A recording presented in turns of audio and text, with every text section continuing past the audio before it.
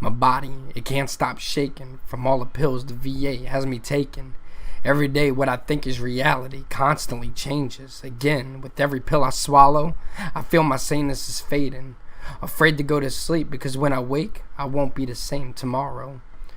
I can literally feel my eyes are heavying as my thoughts are spinning around in a dark room, comatose, laying in a mental cell. Look down, venom seeping from my wounds. Hypodermic needles and untested pills, a synthetic feeling I'll never forget. When I fell lifelessly to the floor, a demon screaming, telling me that I'm in need of a little more. Took a look at the good book, prophecies filled my thoughts and took me over with greed. The devil laughed as the closest ones to me just stared as it watched me bleed. Now the help I need, there's no way for me to get. It's too late now. My only wish is to be sane again. Yet here I am sitting in my own pool of blood, seeing the sight of my broken life spilling through the open cuts of my wrists. Chances are that by the time you get this, I've already done it to myself. Life was too damn hard, filled with so much hell. As I was breaking down, I lost all control. Promised my soul that you'll never let go. Instead, reminisce of me. Remember all the times that you and I shared happily when I was still alive. You never really realized all the pain that I amassed over the many years living behind what society calls a happy mask. To hide my tears, now the answer's blowing through the back of my mind. Escape to a place where I know you'll never find. These are my fears, and I understand that you're mad. I'm sorry, and maybe, but I still have to ask. Say one more good prayer for me and think of me daily. Let my good image guide you as you lay your head down to sleep. Maybe now that I'm free, I can finally be the protector that you really need. Life is a thing we're only passing through. Never meant to stay. Cold, I know, but we all know it's the truth.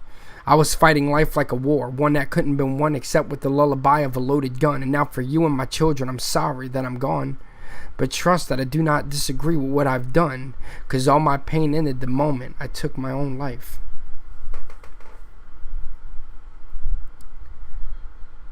And just for the record, that wasn't a suicide note in reality, like I'm going to kill myself or anything like that.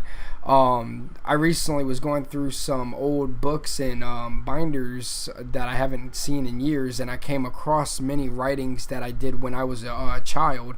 And when I say child, I started writing as early as 6 years old. And I remember writing this when I first attempted suicide when I was a child. I must have been, I think it was about 11 years old. And it was trying to slit my wrist. And I think at the time, though it was sincere, I was really looking for a way to cry out for somebody to listen. And that's not something I'm scared to admit now, because a lot of times that's what happened. But looking back now and seeing these words I've written of who I am and who I was, it's funny because I would have thought within that time period that so much would have changed. But to be honest, not a lot has. I still feel a lot of what I write or in making these videos, and I still feel the connection for when they were first written when I was a kid. And so in a weird way, for me, this is kind of like therapy. All these emotions that I have built up inside of me, I'm able to get out, and instead of physically writing it in a book, now I can make videos that maybe one day when I'm gone, my children can look at these videos and kind of see who their father was, and ideas and thoughts that he had, and what our country, was at one point in time, and just kind of like a journal, I guess, of memories of who I was. So that's kind of what these videos have a lot to entail with. Anybody that knows me knows I'm very patriotic, and when I have an opinion on something, I don't hold back with saying it and expressing it. But let's get off that and let's get to a positive note.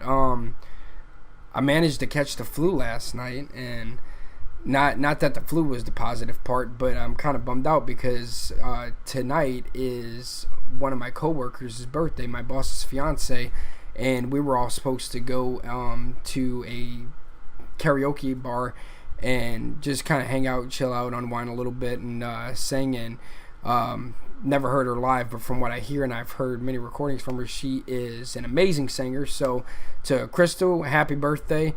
Sorry I can't make it out tonight, but it would be better me staying here and keeping my sickness contained in one room. I think that's the responsible thing to do.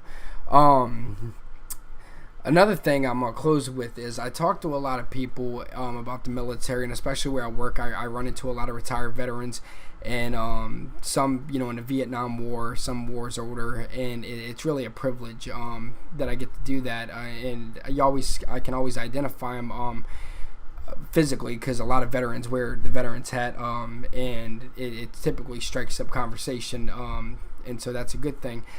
But one thing I hear from a lot of veterans is that no matter what they're going through, our problems seem to be the same when it comes to the VA of pumping us full of pills. And I thought I was going to take a moment here. Hold on, shit. Technical difficulties. Hold on. I want to share the VA pills that I take daily, just to get by, and I guess to keep me at a stable point with my mood swings. Now, 2 of these are the same pills, but it's just amazing that I got to take this the rest of my life, from what they tell me.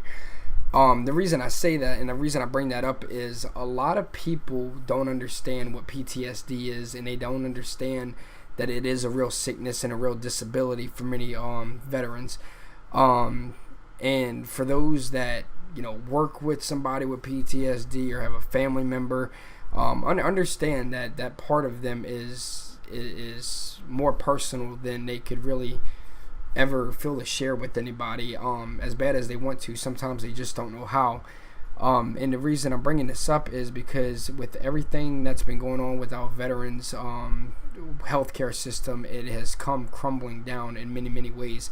And my wife, now on my 3rd marriage, my current wife that is very supportive of me, and she sees firsthand how the outpatient clinics in many cities are, and how in a way we feel that we're causing them stress to do a job that they signed up for, to take care of veterans. She sees how long simple processes take and stuff like that, and so for that I'm very blessed to have a wife that understands. And even though I have put her through hell and back, especially with my mood swings, there's times where I wake up and I don't even know who I am, and I wish that was a lie, but that's reality.